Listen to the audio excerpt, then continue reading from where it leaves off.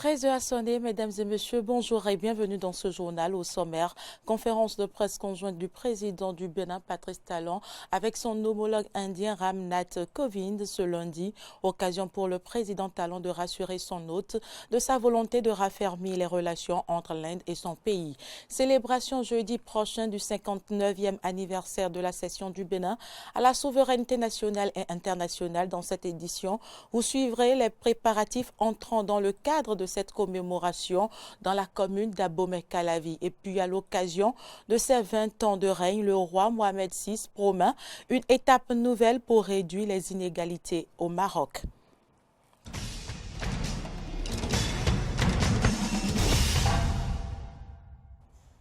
Merci de votre fidélité. Le président du Bénin, Patrice Talon, assure qu'il souhaite raffermir les relations entre l'Inde et son pays lors d'une conférence de presse conjointe avec son homologue indien Ramnath Kovind qui effectue une visite de 48 heures au Bénin. Juste avant cette conférence de presse, les présidents béninois et indiens ont eu ce lundi un entretien en tête-à-tête au palais de la Marina. Ramnath Kovind a promis une ligne de crédit de 100 millions de dollars au Bénin qui, par la voix de Patrice Talon, a promis d'en faire un bon usage. On écoute. Je voudrais inviter le président Talon à amener nos relations à un niveau supérieur, les relations économiques avec des partenaires économiques, de 350 millions de dollars US à plus de 800 millions de dollars. Alors, le Bénin, pour nous, est un partenaire économique avec les plans de préférence et la croissance à l'exportation du Bénin a atteint 366 millions de dollars US. Nous avons convenu qu'il y a des opportunités qui restent et des liens d'investissement et la capacité de transformation de routes de l'Inde avec les deux pays qui se sont félicités. Vous avez annoncé aujourd'hui que le gouvernement indien mettait à la disposition du Bénin une ligne de financement de 100 millions de dollars. Cela est pour nous fort appréciable. Nous ferons bon usage de cette ligne de financement et je voudrais vous rassurer que le Bénin, depuis quelques années, a entrepris des réformes majeures et à ce titre, la bonne gouvernance caractérise déjà le Bénin depuis ce temps-là, depuis donc, ces 3 dernières années. Vous pouvez être rassurés que ces 5 millions de dollars nous serviront utilement dans les moindres détails, jusqu'au dernier centime.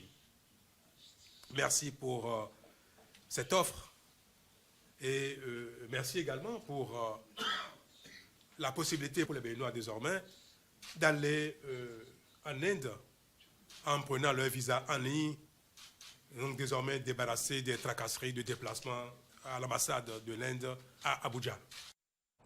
Le Parlement béninois a reçu également ce lundi le président de l'Inde, Ramnath Kovind. Il a prononcé un discours devant les députés béninois pour leur témoigner des bons rapports de coopération qui existent entre le Bénin et l'Inde. Plus de précisions avec Ahmed Didier Ronquenoudji et Romaric Devoshi.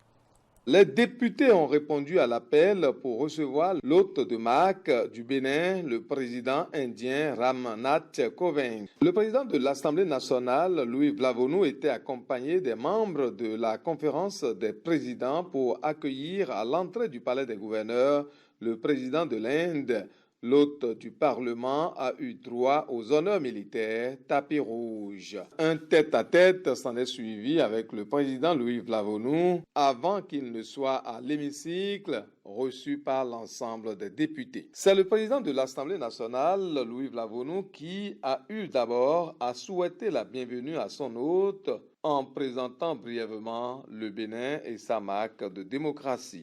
Votre présence en ces lieux, loin d'être un fait à noter, est davantage l'expression de la reconnaissance d'un Parlement, on ne saurait mieux dire légitime et en harmonie avec les aspirations de son peuple. De ce fait, en choisissant de vous exprimer devant les députés de la 8e législature nouvellement constituée, vous manifestez indéniablement, une fois de plus, votre attachement au rôle incontournable d'un Parlement dans le processus démocratique. À son tour, le président indien Ram Nath Kovind a remercié le peuple béninois et ses dirigeants pour l'accueil à eux réservé et a mis l'accent sur la coopération qu'il faut entretenir entre le Bénin et son pays. L'Inde s'offre pour nous accompagner en matière d'eau potable, d'éducation et dans maints domaines. Ma visite au Bénin est ma première visite à l'étranger après la conduite réussie des élections générales. Nous sommes honorés que nous avons pu partager nos expertises et nos ressources dans quelque manière que ce soit pour soutenir la sécurité alimentaire, énergétique, de l'eau et de la santé au Bénin, grâce à un arrangement financier de 42 millions de dollars.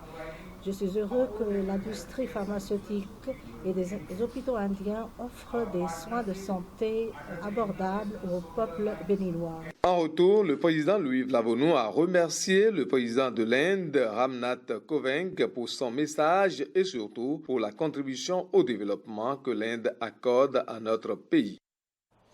Le président de la Commission des relations extérieures de l'Assemblée nationale, l'honorable Rachidi Gbadamansi, s'honore de cette visite et pense que c'est un bon signe de coopération entre le Bénin et l'Inde. Il est au micro d'Amen Didier Ronquenouji et de Romaric Devoshi. Tout d'abord, l'arrivée de son Excellence le président de l'Inde au Bénin à la veille de la fête de l'indépendance est le signe de la reconnaissance de la démocratie béninoise. C'est le signe également de la reconnaissance de la légitimité du Parlement béninois.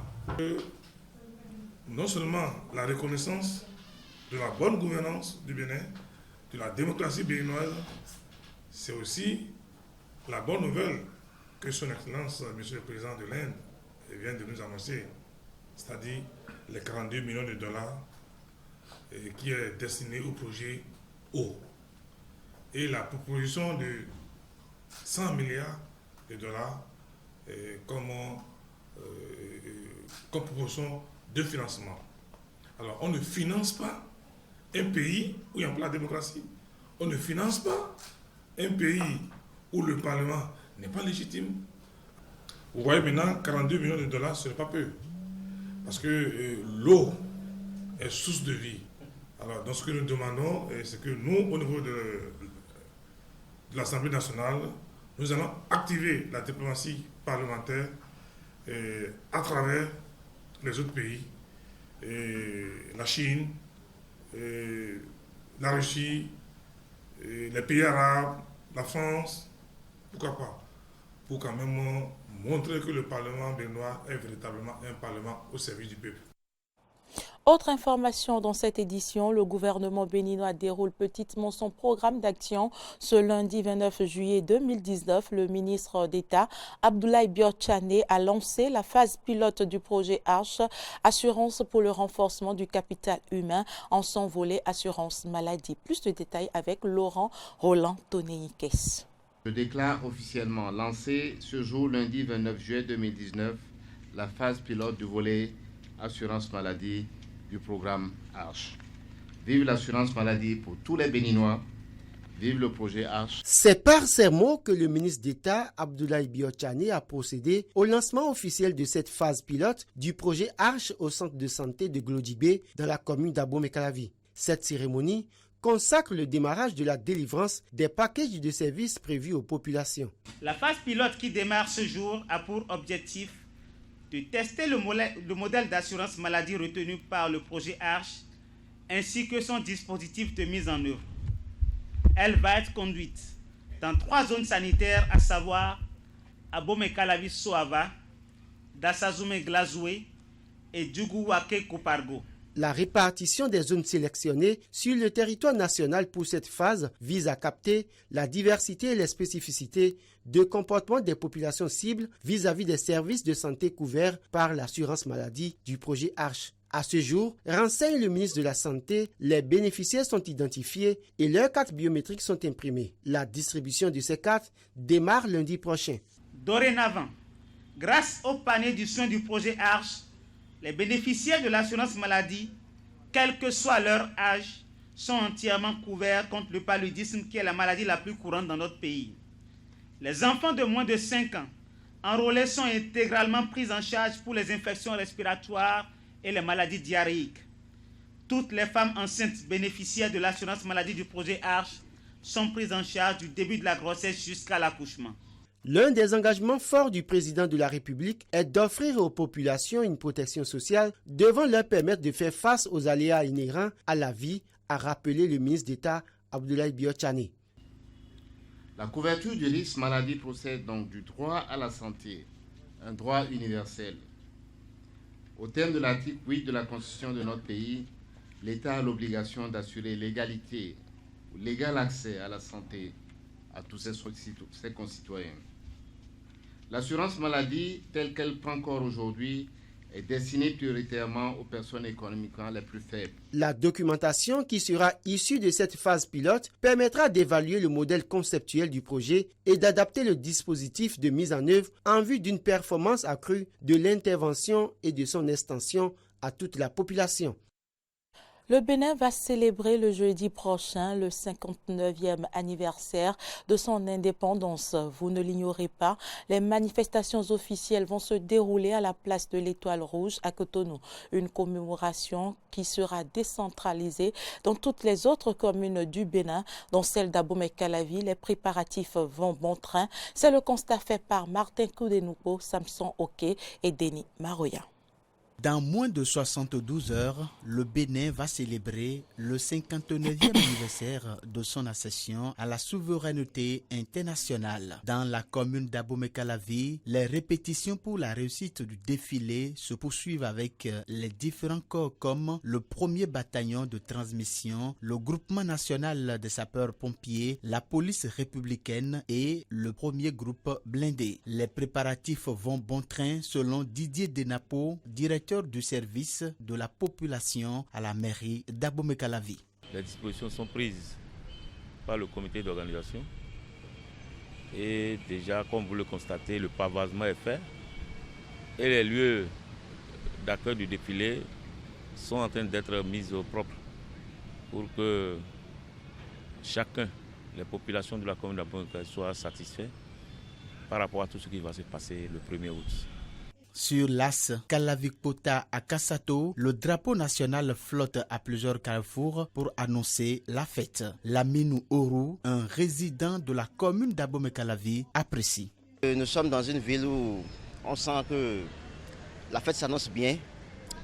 Voyez-vous, il y a des drapeaux, il y a des affiches qui montrent que c'est d'ici dans quelques jours le 59e anniversaire de l'accession de notre pays à l'indépendance du Bénin. Donc je pense que par rapport à l'ambiance que nous voyons, elle s'annonce très bien. Bon, nous attendons de voir le jour J, c'est-à-dire le 1er août, là même pour voir comment les autorités locales à divers niveaux ont pris cette fête-là à bras le corps. Didier Denapo revient ici sur les innovations apportées à la célébration cette année dans la commune d'Abomey-Calavi. Nous avons déjà le 31, Richard Flash, qui va venir animer la nuit de l'indépendance devant la résidence du maire. Et je vous dire que après ça aussi, le 1er, nous allons inviter les artistes traditionnels qui vont venir aussi animer. Ça, là, ce qui n'a jamais été fait. Donc voilà ce qui diffère de ce qui se passait. Pour le compte de la commune d'Abomey-Calavi, précisons que la cérémonie officielle de la célébration du 59e anniversaire de l'indépendance du Bénin se tiendra sur la voie pavée de l'hôpital de zone Calavi-Soava dans l'arrondissement de Calavi-Centre. Dans le même registre, 2 événements marqueront la célébration du 59e anniversaire de l'indépendance du Bénin, le défilé pédestre et motorisé qui auront lieu sur la place de l'Étoile Rouge de Cotonou. Ce lundi, les forces de défense et de sécurité se sont retrouvées pour la 2e fois pour une séance d'exercice de cohésion. Nous y étions, voici notre reportage.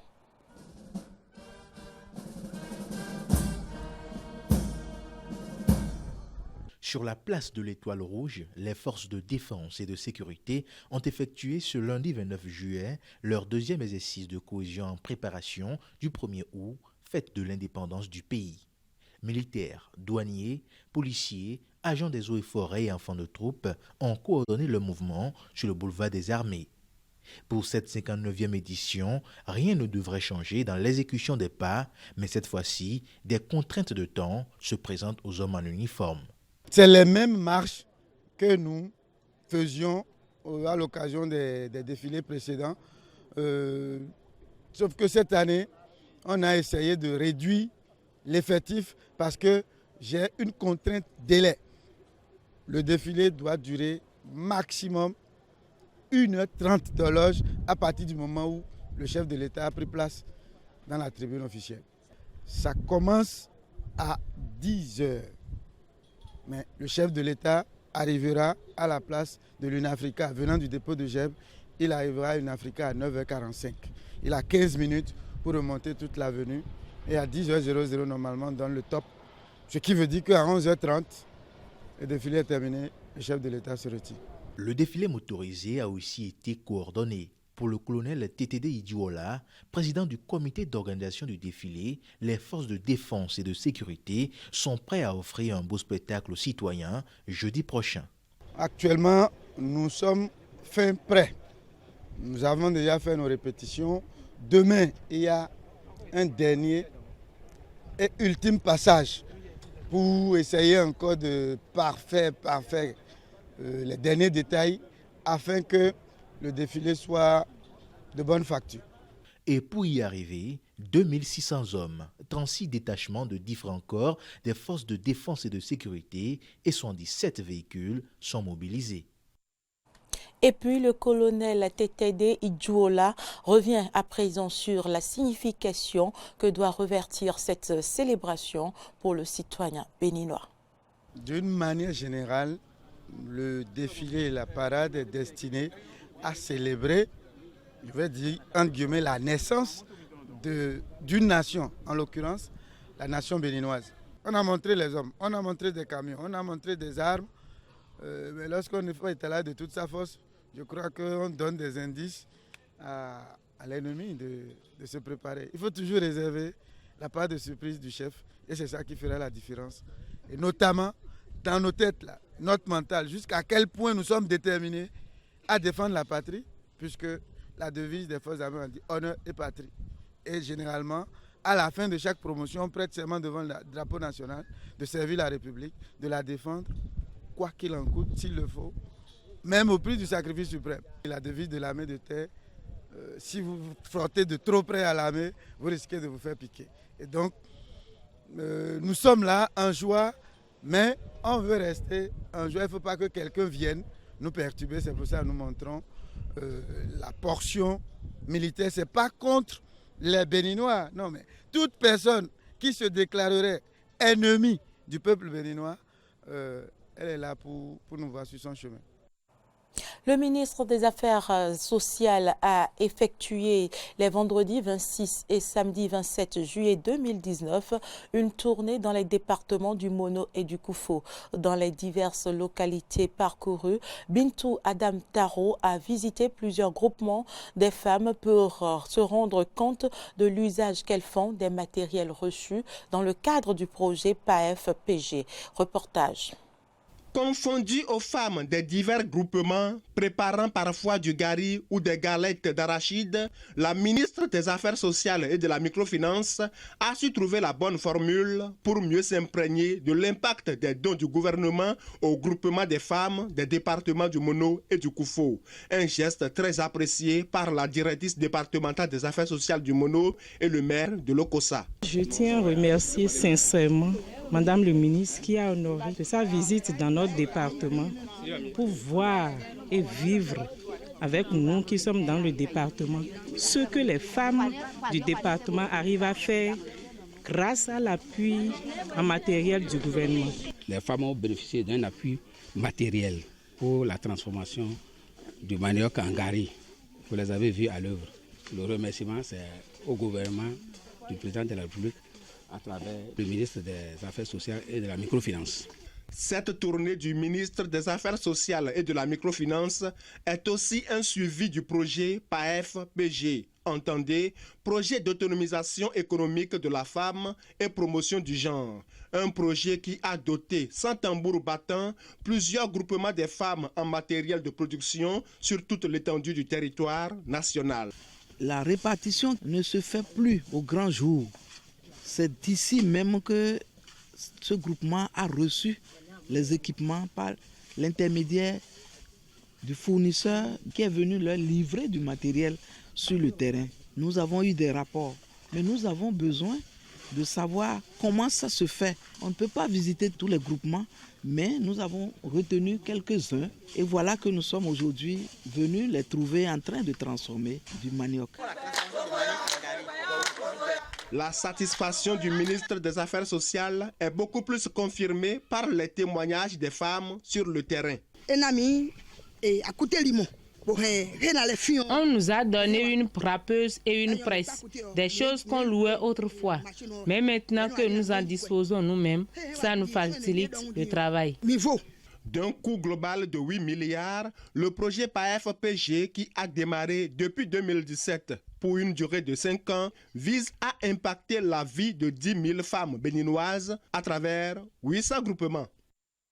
Nous restons dans la même localité où les femmes de Sokoukhwe, dans la commune de Diakotomin, ont reçu du préfet du département du Koufo des matériels de jardinage dans le cadre de la lutte contre la malnutrition. Ces matériels permettront aux femmes de produire des légumes à proximité des habitations afin de mieux combattre la malnutrition chez leurs enfants. Jonas Bochi pour le compte rendu.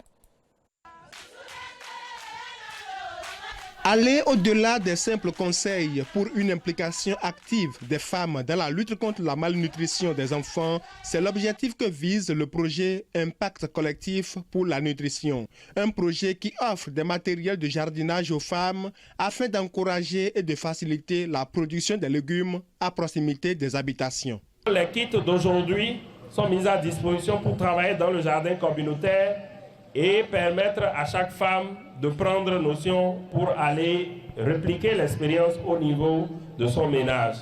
Et de proche en proche, les femmes qui sont dans les mêmes habitations, dans les mêmes concessions que ces femmes, vont développer la même expérience afin que la nutrition puisse en sortir gagnante.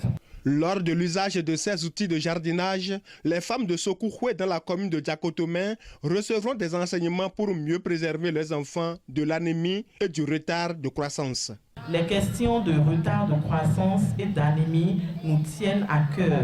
Et donc, ceci, ce n'est qu'un commencement. Je pense que nous sommes ensemble encore au moins jusqu'à la fin de 2020. Et donc, nous reviendrons encore pour renforcer ces groupements-là afin que réellement elles puissent être dotées de toutes les connaissances qui vont les aider à pouvoir améliorer leurs pratiques. Le préfet du Koufo a exhorté les populations de Sokoukhwe et celles de tout le département du Koufo à une attention particulière à la nutrition de leurs enfants car cela y va de leur santé. Nous avons le devoir de remercier Caisse internationale, Bénin Togo et Gracide au nom du gouvernement Parti Talon. Il faut bien nourrir les enfants, surtout s'occuper des 1000 premiers jours, pour aussi permettre à nos enfants de mieux grandir dans nos maisons respectives. Et puisque la bonne nutrition va de pair avec l'hygiène, les femmes de Sokoukhwe ont été également initiées à l'installation et l'usage des dispositifs de lavage des mains dans leur maison. Sport pour boucler la page nation de cette édition. Premier tour des éliminatoires CHAN Cameroun 2020. Les écureuils locaux béninois n'ont pas pu mieux faire qu'un match nul. Ce dimanche, c'était face aux éperviers locaux du Togo. Une rencontre tenue au stade Charles de Gaulle de Porto Novo. Espoir Oumabou, Fiacre, Voitan. Les écureuils du Bénin, poulains de Moussa Latondi, désolés de ne pas avoir été incisifs, agressifs dans le jeu pour prendre le dessus sur les éperviers du Togo dans cette rencontre ici au stade Charles de Gaulle de Porto Novo. Pendant ce temps, les adversaires du jour peuvent se réjouir du point du nul. C'est le visage de la manche allée de ce match qui avait une place à offrir aux plus entreprenants. Une place pour continuer à marcher vers le deuxième tour des éliminatoires CHAN Cameroun 2020. Au terme des 90 minutes, pas grand-chose à se mettre sous la dent. Un but togolais refusé pour hors-jeu. Une tête de Gaston Ngwedi détournée sur le poteau par Abdoul Moubarak Aïba qui sauve les éperviers du Togo à la 64e minute et puis rien. Pour le coach togolais, le match nul n'est pas une mauvaise opération. On n'est pas déçus. Parce qu'on est tombé quand même sur une très très bonne équipe béninoise qui vraiment nous a posé beaucoup de problèmes. Moi j'ai une équipe très jeune qui n'a aucune expérience continentale, mais ils ont su tenir. Mais je regrette un truc, c'est le but qu'on marque qui est vraiment tout à fait valable. Et j'ai l'impression que ça fait 2 fois qu'on nous refusait un but au Bénin. J'ai l'impression que les arbitres ils ont quelque chose contre nous. Mais je tiens vraiment à féliciter mes joueurs parce qu'ils ont vraiment lutté.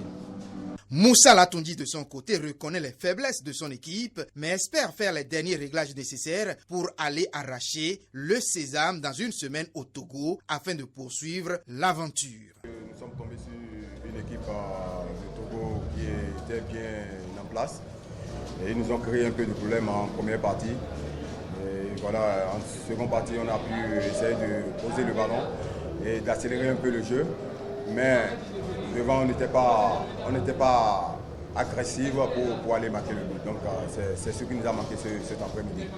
Il faut le rappeler, si le Bénin arrive à passer à Lomé le 4 août prochain, ce sera un bis repetita pour les écureuils qui l'ont fait déjà à Kégué lors des qualificatifs précédents.